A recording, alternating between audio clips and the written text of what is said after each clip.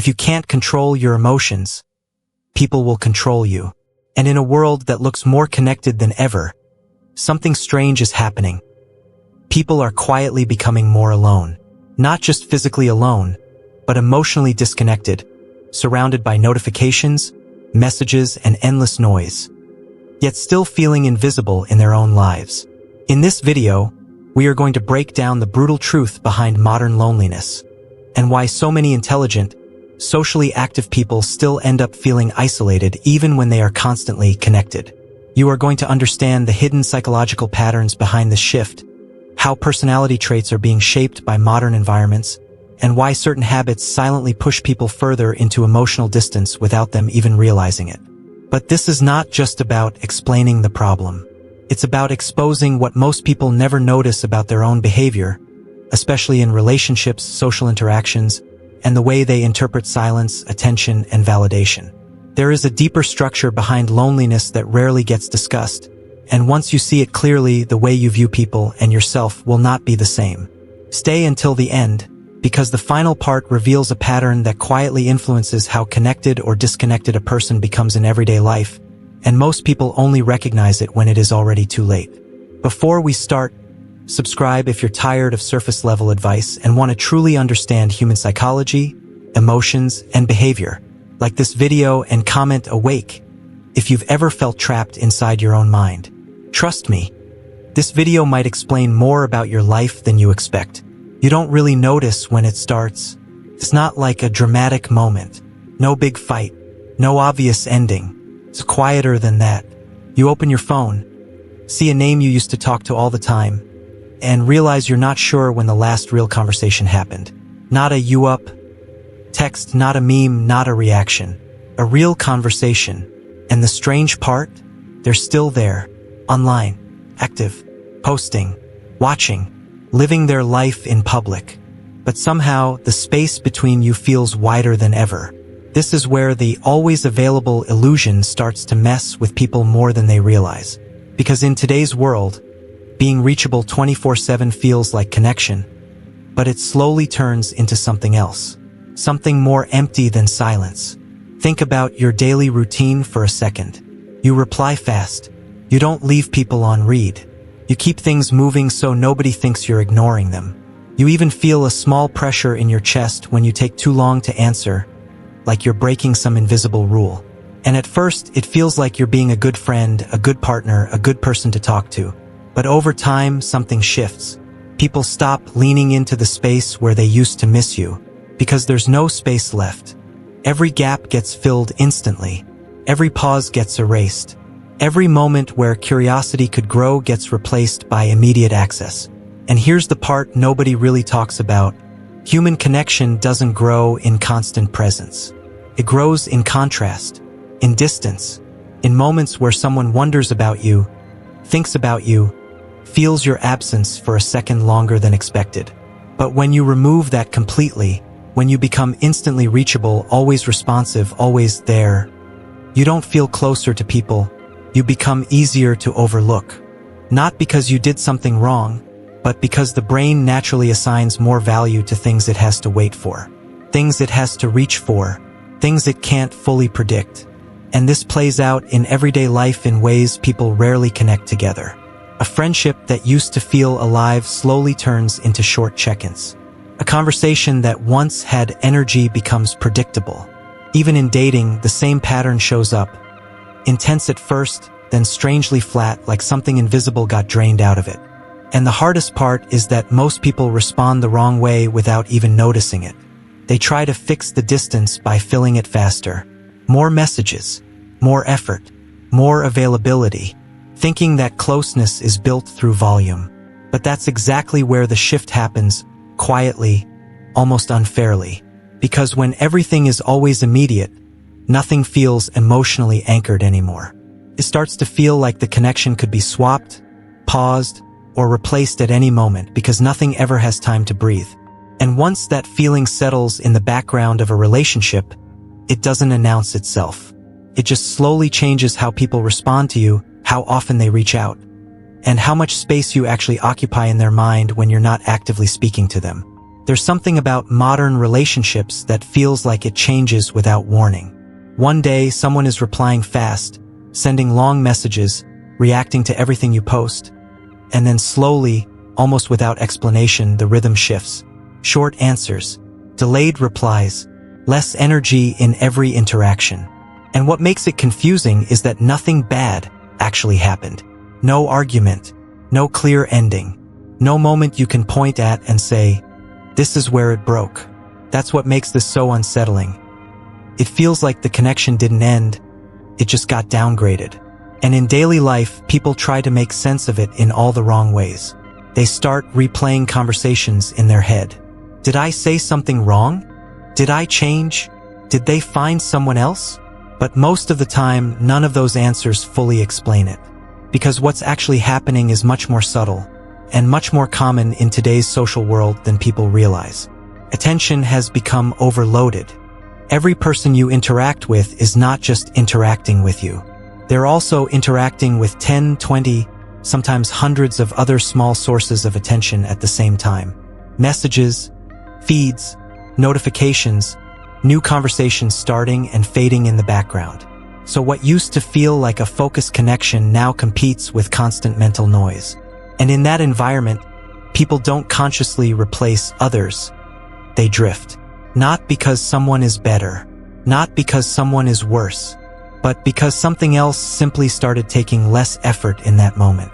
A conversation that once felt emotionally present becomes something they check when they have time. A friendship that used to have rhythm turns into occasional check-ins that feel lighter, less grounded. And the strange part is how natural it feels to the person doing it. They don't think, "I'm pulling away from this person." They just feel like they're busy, distracted, pulled in different directions.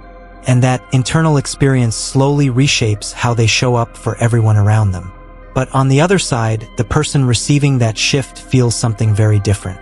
It doesn't feel like they're busy. It feels like being gradually removed from someone's priority without explanation. And that's where most people react emotionally instead of observantly. They try to bring things back by increasing effort, sending more messages, trying to revive what used to be effortless. But that reaction often clashes with the new rhythm the other person has already settled into. So the distance grows quietly, not through conflict, but through mismatch. One person is still reaching at the old level of connection, while the other has already moved into a lower frequency version of it without even realizing. And what makes this pattern so powerful is that it doesn't happen in one relationship only. It repeats across friendships, dating, even family communication in modern life. The same slow fade, the same confusion, the same feeling of "it used to be different, but I can't tell when it changed." And once you start noticing this pattern in real situations, group chats, old friends, people you used to talk to every day, it becomes hard not to see how often connection today isn't broken. It's just slowly redistributed without anyone formally deciding it. There's a moment in all of this that most people don't talk about, because it doesn't look dramatic from the outside. It's when you start getting used to being less expected, not fully ignored, not fully excluded, just less needed in someone's mental space. First, it feels like confusion. You notice the shift. Someone who used to reach out first doesn't anymore. Someone who used to remember small details starts forgetting them. And you try to adjust your expectations without fully admitting something has changed.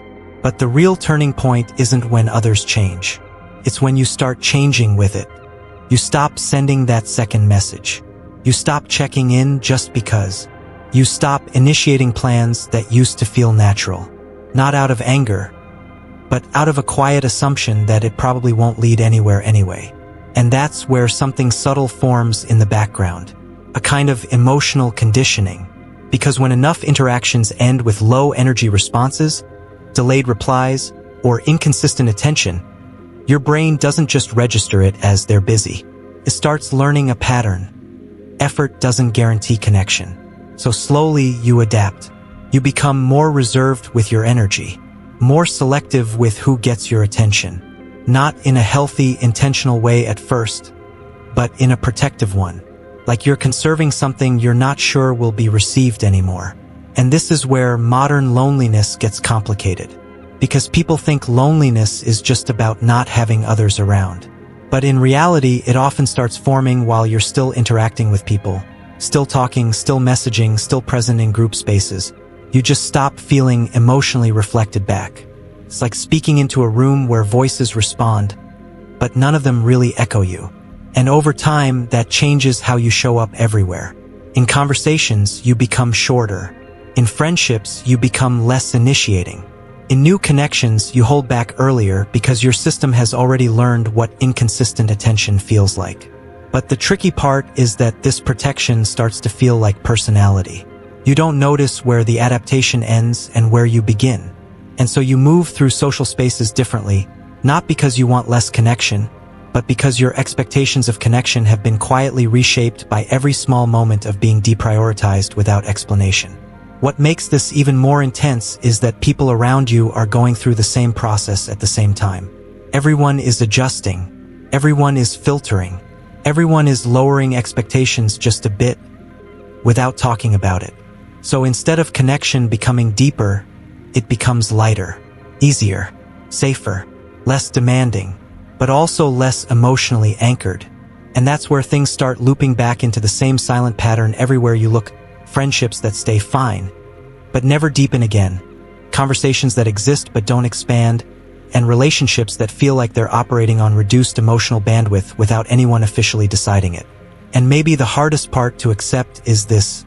Most of what people call losing connection today isn't really an ending. It's a slow shift where attention, time, and emotional presence get divided into smaller and smaller pieces until nothing feels fully grounded anymore. But here's what that really reveals about human behavior in the modern world. People don't just drift away from others. They drift away from the version of themselves that used to show up fully. And when you start noticing this, something changes in how you see every interaction. You stop measuring relationships only by how often they happen, and start noticing the quality of presence inside them. Because frequency without depth eventually feels like distance in disguise. So the real question isn't about who stayed or who left. It's about what kind of presence you bring when you are actually there, and what kind of presence you allow from others before calling it connection. Because in a world full of constant communication, modern loneliness doesn't come from silence. It comes from conversations that exist, but don't truly reach anyone anymore. And once you see that clearly, it becomes harder to ignore how much of everyday life is shaped not by absence of people, but by absence of real emotional presence inside the connections that are still happening right now. If you made it all the way to the end, you already understand this video on a deeper level than most people ever will. So now I want to hear from you. Drop a comment with the number that felt most real to you while watching this. No explanation needed, just the number. I'll know exactly what part hit you the hardest.